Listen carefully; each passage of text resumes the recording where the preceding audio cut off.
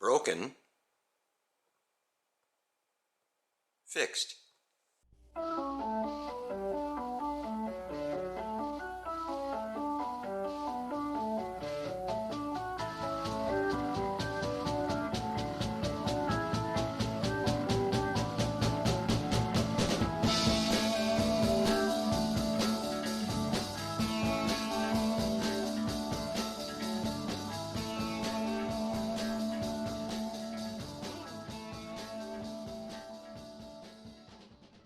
So in part two, at the end, I was underneath the dashboard and I was setting up the blue wire connections, and I happened to notice that I had a pink wire that was just hanging there.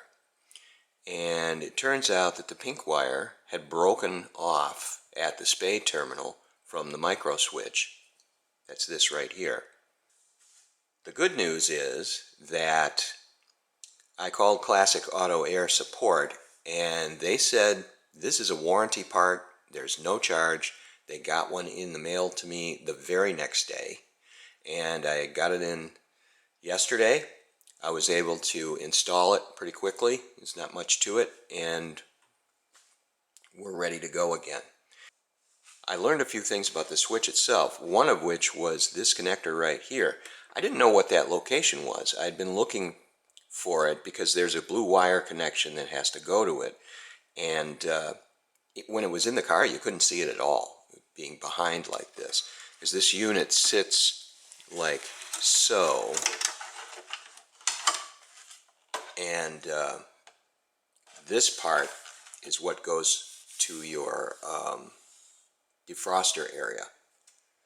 So it was, as you can imagine, next to impossible to see where that connector in the back went. But now that I know where it is, it will be easy for me to get those connected in. This micro switch is held in with two nuts and some very small screws, and then on the back here it's pop riveted in. So I had to drill out these two pop rivets in order to get this out, and then I could replace the old one with the new one. And then I just pop riveted the thing back in. I was using these are the 3/16 size medium size rivets, and they work just fine. So it was a delay by all measures, but we've got it taken care of now, and it can go back into the car. While I was waiting for that part to arrive, I decided to skip ahead a little bit in the instructions, and I worked on some things in the engine compartment. So when I was in the process of taking things apart for this AC installation, I never took too much time to inspect the radiator when I took the fan shroud and the bracket off. But coming back to it, I'm noticing that I've got this nastiness right here that looks to me like we have ourselves a leak. And it may not have been very serious because I've never seen a puddle on the floor, but I tell you what, when it comes to Murphy's Law, I can just bet that if I were to put this back together with that radiator in the way it is, this thing is going to leak. So rather than do that, I got onto Summit and ordered up a new radiator. Should be coming in today. So we're in the process of taking this one out.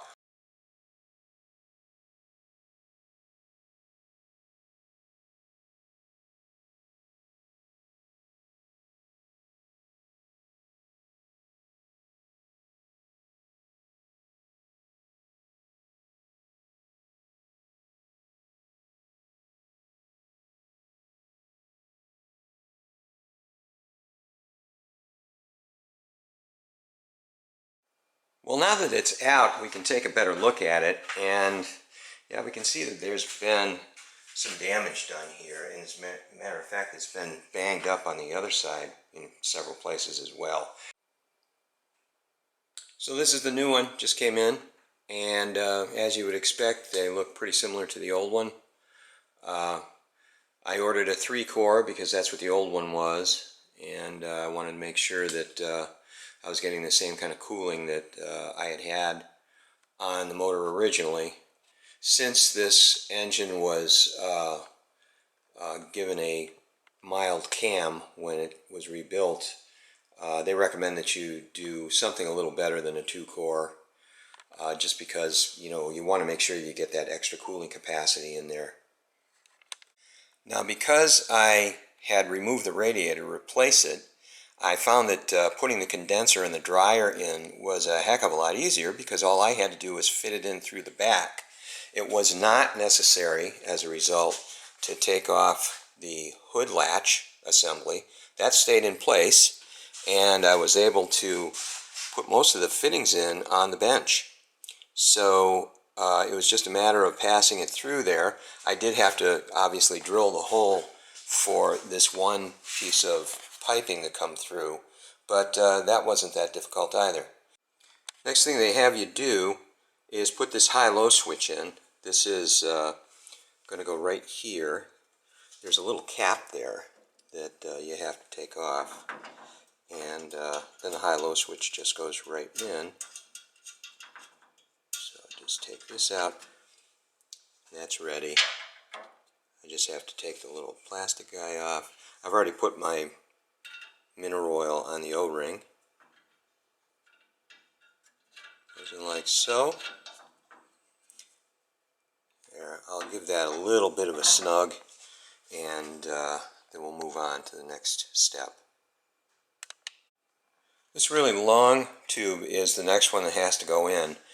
Based on what I can figure, it has to route its way underneath and over the headlight, and it'll be popping out roughly there once I get it in. I will fit that into place, and it goes into this outlet right here on the dryer. I'm getting started now in putting the compressor in. This is a step that I missed, and I'm just catching up right now. Because I've got the ram's head style exhaust manifold, what I'm supposed to use is the very short spacer back here, and then the 1 1/16 spacer up in the front. If you have headers, then they tell you that you got to use the 1 1/16 on both sides. But for me, I use that short one. So I'm going to pop these in.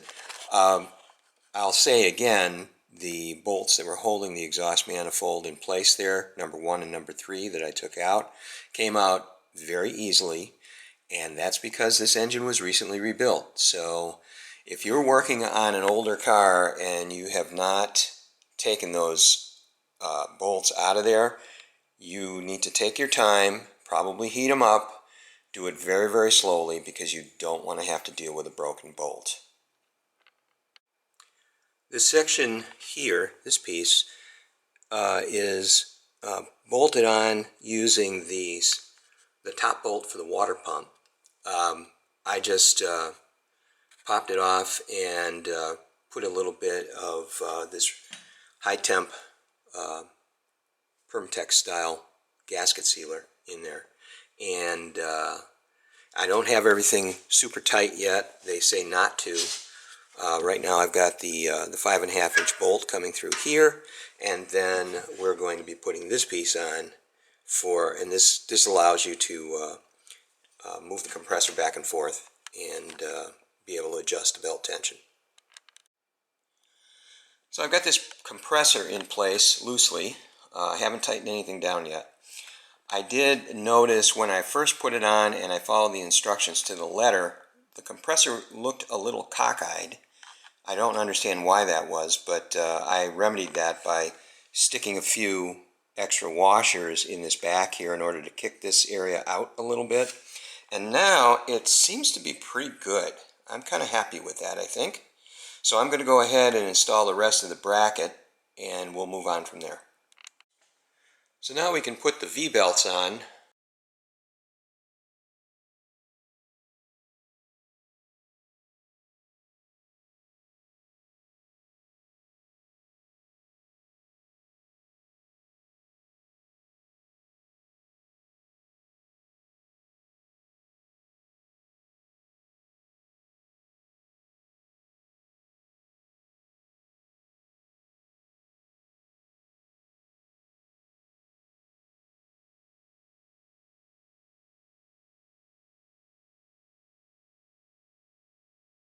once the micro switch arrived in the mail, I was able to reinstall it as you saw at the beginning of the video and get back underneath the dash to get the air distribution unit back in. So I have these wires in place. I put them in very carefully so as not to break anything this time. I think you can just make out in the back there where that blue wire goes. It's very hard to see. You can see one blue wire is attached in behind there, and then the other ones are connected to this pigtail. So the air distribution unit is back in the car. That part of it was pretty easy. It was just put it back up in there and use the 4 screws to get it anchored again. So the last thing I have to do now is quickly hook up the heat and defrost cable, and I'm going to do that next. It won't take me about a minute. I've got the cable in now, and as you can see, it's toggling back and forth the way it's supposed to. That's going to wrap it up for this one. We'll see you on the next video.